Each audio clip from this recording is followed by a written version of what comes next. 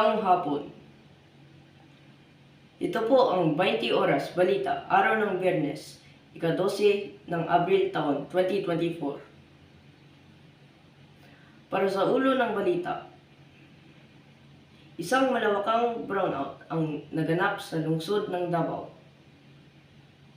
Simula kagabi hanggang sa kasalukuyan, walang kuryente ang malaking bahagi ng lungsod. At sinabayan pa ng matinding init panahon kaya nagdulot ito ng problema sa pagtulog kagabi ng mga tao. Dahilan walang ventilador at aircon sa kanilang kabahayan. Ayon sa Davao Light Power Corporation, iniimbestigahan na nila ang dahilan ng power outage at para maibalik ang supply sa pinakamadaling panahon.